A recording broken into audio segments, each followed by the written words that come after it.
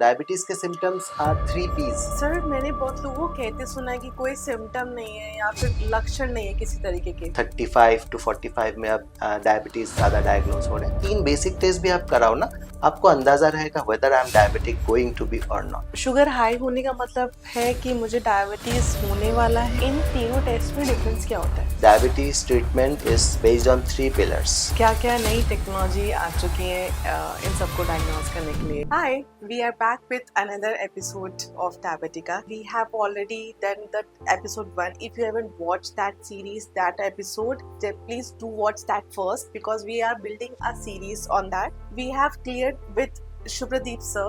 We have cleared the basics of diabetes in that previous podcast. So we are taking further with the diagnosis and symptoms of diabetes for this podcast, right sir?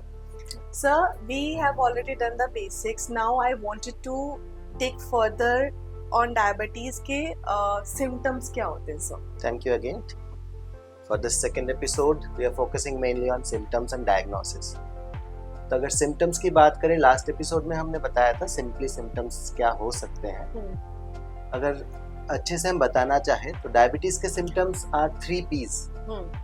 First is polyuria, urine ज्यादा होना, polydipsia, पानी का प्यास ज्यादा लगना, and polyphagia, भूख ज्यादा लगना। इसके साथ आपको वेट लॉस के सिम्टम्स हो सकते हैं, फैटीग हो सकता है, मैक्सिमम केसेस में एसिम्प्टोमेटिक भी रहता है, एंड सब कोई रिस्क फैक्टर्स या फिर कॉम्प्लिकेशंस होता है या कोई इन्फेक्शंस होते हैं तब हमें पता चलता है। This are the basic symptoms.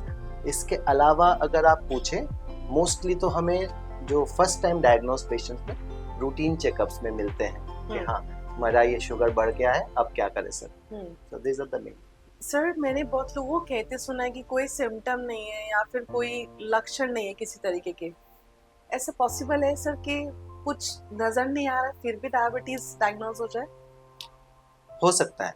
देखिए, फर्स्ट ऑफ ऑल समझते हैं सिम्टम्स आते क्यों हैं। हमने बोला पॉलीयूरिया, पॉलीफेजिया, पॉलीडिप्सिया।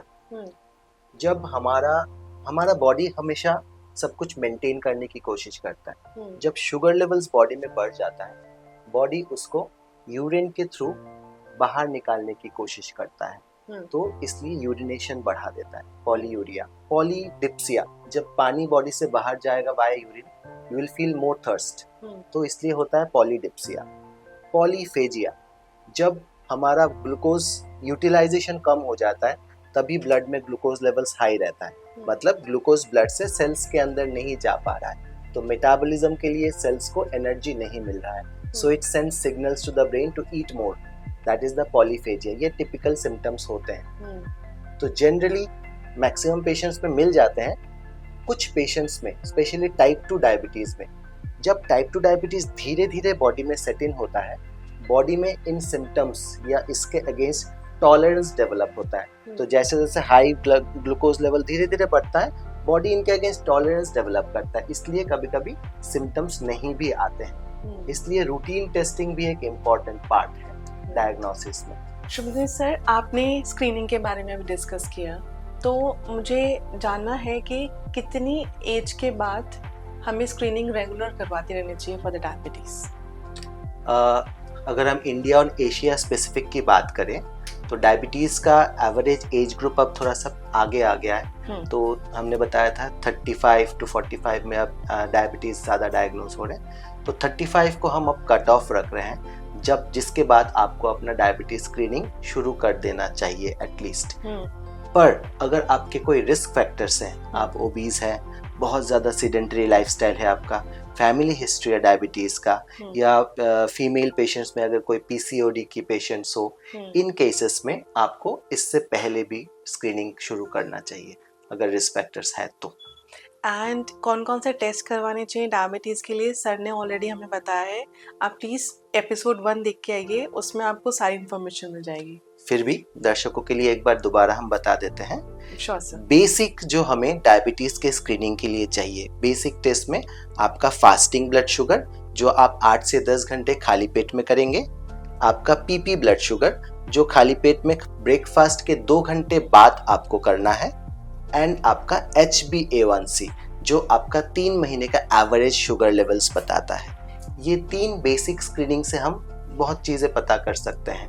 पर अगर कुछ बहुत मेजर टेस्ट नहीं कराना है, रिस्क फैक्टर्स है, ये 3 बेसिक टेस्ट भी आप कराओ ना, आपको अंदाजा रहेगा whether I am diabetic going to be or not. Sir, sugar high होने का मतलब है कि मुझे डायबिटीज होने वाला है, ऐसा कुछ है? नहीं, देखिए, शुगर एक दिन जस्ट अगर आपको शुगर हाई मिल गया, कहीं आपने ऑफिस में टेस्ट कराया और शुगर हाई, इसका मतलब डायबिटीज नहीं हो गया है आपको, ठीक है। शुगर नॉर्मली भी आपको किसी किसी सिचुएशंस में ज़्यादा हो सकता है। अगर आप में कोई इन्फेक्शंस चल रहे हैं, आप स्ट्रेस में जा रहे हो, आपका अगर खाने का क्वांटिटी या जो चीज़ें आपने कल रात को खाई है वो बहुत ज़्यादा कैलोरी कंटेनिंग होगा, तब भी आपको हाई ब्लड शुगर आ सकता है एक बार। तो एक बार high blood sugar is not enough. आपको रिपीटेड टेस्टिंग में अगर हाई ब्लड शुगर आ रहा है एंड अगर HbA1c टेस्ट भी आपको सपोर्ट कर रहा है कि शुगर रेज्ड है, तब आपका डायबिटीज डायग्नोज होता है। तो इसको नजरअंदाज नहीं करना चाहिए, रिपीट करके हमें कंफर्म होना चाहिए, पर पैनिक भी नहीं करना चाहिए कि मेरा शुगर हाई हो गया। सर, ऐसा होता है कि जो डायबिटिक पेशेंट होते हैं उनके पास जो ठीक है, खाने की तो रोक होती है, बट एक पानी पीने का एक वो होता है कि आपको इतना लीटर पानी पीना है। तो आप एक बार गाइड कर सकते हैं कि अगर डायबिटिक पेशेंट को कितना पानी पीना चाहिए? डायबिटिक पेशेंट्स का अलग से पानी पीने का कोई रिक्वायरमेंट नहीं है। हम एवरेज जो डेली इंडियंस को हम बोलते हैं, आपको ठंड के टाइम में थोड़ा कम, 2.5 से 3.5, गर्मी के टाइम में 3 से 4 लीटर आपको पानी रखना चाहिए मिनिमम। तो based on body weight, body structure, सब कुछ डिपेंड करता है। Depends on your thirst. हाँ, डिपेंड्स। इसमें कोई स्पेशल वो नहीं है कि डायबिटीज में इतना पानी पीना है। शुभदीप सर, एक ये फास्टिंग, पीपी और HbA1c, इन तीनों टेस्ट में डिफरेंस क्या होता है? हाँ, हमने अभी स्क्रीनिंग के लिए 3 टेस्ट बताया था। एक है फास्टिंग ब्लड शुगर लेवल, जो आप 8 से 10 घंटे फास्टिंग में करते हो। उसमें आपका बॉडी का बेसलाइन शुगर लेवल्स पता चलता है, जब आप कुछ नहीं खा रहे हो, what is the sugar level in your blood, ठीक है। जो पीपी ब्लड शुगर होता है वो खाने के 2 घंटे बाद होता है। वो आपको बताता है आपका बॉडी खाने को कैसे हैंडल कर रहा है, इमीडिएट खाने के बाद आपका शुगर लेवल्स कितना ज्यादा है, बॉडी उसको कैसे मैनेज कर पा रहा है या नहीं। और HbA1c आपका, जैसे आज 6 बजे एक शुगर लेवल होगा, 10 बजे एक शुगर लेवल होगा, सेम सारे दिनों का ऐसे एक शुगर लेवल्स होता है। उसका होल मीटर्स का एवरेज देता है। अगर होल रीडिंग आप लेते रहो ना, उसका एक एवरेज इज HbA1c। अगर फास्टिंग, पीपी और HbA1c में रिलायबल कौन सा है? Of course average is more reliable हमारे लिए। ये डिफरेंस होता है, इसलिए तीनों टेस्ट की जरूरत होता है। किसी का सिर्फ फास्टिंग ब्लड शुगर में डिफरेंस आ सकता है कि हाँ, बेसलाइन शुगर लेवल ये प्रॉब्लम है। किसी का बेसलाइन नॉर्मल रहता है, उसका पीपी ब्लड शुगर या पोस्ट प्रांडियल ब्लड शुगर जो 2 घंटे बाद वाला बढ़ा रहता है, मतलब इंसुलिन का सिक्रेशंस में कुछ डिफेक्ट है या रेजिस्टेंस में। एंड किसी का ये दोनों भी नॉर्मल है पर HbA1c बढ़ा है। इसका मतलब आपका फास्टिंग और पीपी जब टेस्ट कराते हो तब तो नॉर्मल आता है, पर इसके बाद के हमें पता नहीं, आपके शुगर स्पाइक्स तब ज्यादा होते होंगे, इसलिए HbA1c अब नॉर्मल आ रहा है। तो तीनों चीजों में ही हमें ध्यान देना होता है। हाँ, तीनों टेस्ट करवाइए एंड कंसल्टेशन के लिए सर को भी आप कांटेक्ट कर सकते हैं। सर का मैं clinic address and phone number मैं आपको शेयर कर दूंगी। प्लीज़ डू विजिट एंड एक बार एक स्पेशलिस्ट की राय लेना बहुत ज़रूरी है। शुभदीप साहब, आपने बोला HbA1c ज़्यादा रिलायबल है, तो ये कितना होना चाहिए एक नॉर्मल पर्सन और डायबिटिक का? थोड़ा सा आप एक रेंज बता सकते हैं? हाँ जी, आजकल बहुत कॉन्सेप्ट्स हो रहे हैं, प्री डायबिटीज एंड डायबिटीज, लोगों को बहुत कंफ्यूजन है। सो इसको हम HbA1c से मोस्टली डिफाइन करते हैं, प्री डायबिटीज या डायबिटीज। सो सब कुछ के लेवल्स होते हैं। फास्टिंग ब्लड शुगर 125 से ऊपर जब जाते हैं तभी हम डायबिटीज बोलते हैं। पीपी ब्लड शुगर 200 से ऊपर जब जाता है तभी हम डायबिटीज बोलते हैं। सेम HbA1c 5.7 से नीचे अगर कुछ रहता है, that is normal. 5.7 to 6.4 it is pre diabetic range. यहाँ पे आपको सारे प्रिकॉशंस शुरू करने हैं डायबिटीज के, पर नो मेडिसिन्स, ठीक है। एंड 6.5 के ऊपर कुछ भी जब जा रहा है, दैट इज हमारा डायबिटीज स्टार्ट हो गया। तो ये HbA1c levels are very important for diagnosis also, even for treatment monitoring. जब हम किसी का डायबिटीज ऑलरेडी हो गया, ट्रीटमेंट मॉनिटर कर रहे हैं, तो एवरेज मिडिल एज अगर किसी को हम मॉनिटर कर रहे हैं तो HbA1c हमारा टारगेट लेवल होता है 7 या 7 के नीचे। पर अगर बहुत यंग किसी को हम मॉनिटर कर रहे हैं 24-25 ईयर्स, तो हमारा टारगेट होता है 6.5 के नीचे, एकदम नॉर्मल रेंज में। और अगर ओल्ड एज किसी को मॉनिटर कर रहे हैं तो हम उसको भी 7 to 8 के बीच में रखते हैं। तो HbA1c का बहुत इंपॉर्टेंट रोल है।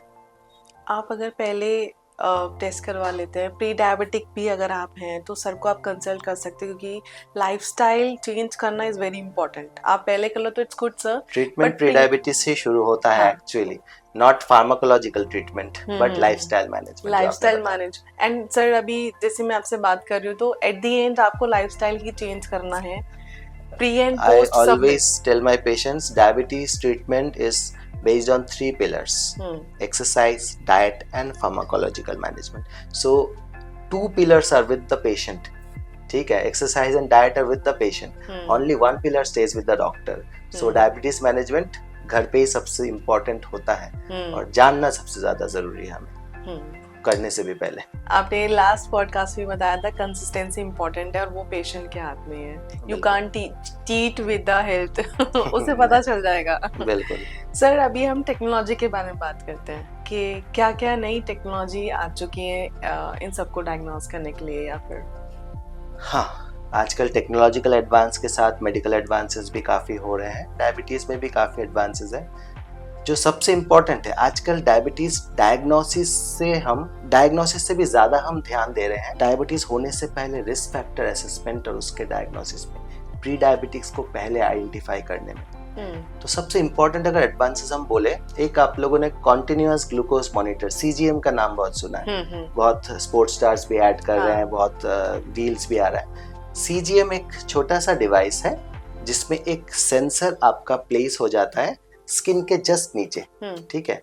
वो इन 2 सेल्स के बिटवीन में जो फ्लूइड है, इंटरसेलुलर फ्लूइड, उसमें आपका शुगर लेवल डिटेक्ट करता है एंड ये through out the day detect करता है, एवरी 5 to 15 मिनट्स डिटेक्ट करता है। तो कंटिन्यूअस ग्लूकोज मॉनिटरिंग इसलिए इसको बोला जाता है। आपका हर टाइम फिंगर प्रिक तो नहीं कर सकते, मैक्सिमम 3 बार करोगे, 4 बार करोगे। सो कंटिन्यूअस ग्लूकोज मॉनिटरिंग एक मेजर एडवांस है अभी के लिए, जिससे हमें डायबिटीज भी पता चल रहा है, डायबिटीज के स्पाइक्स भी पता चल रहा है, कब स्पाइक्स हो रहा है, किस खाने से स्पाइक्स हो रहा है, किस टाइम पे ज्यादा स्पाइक हो रहा है पेशेंट को।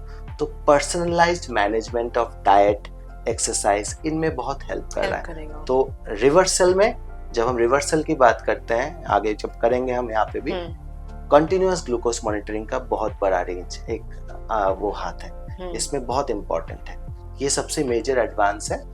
कंटिन्यूअस ग्लूकोज मॉनिटरिंग के साथ ही एक चीज आता है, टाइम इन रेंज।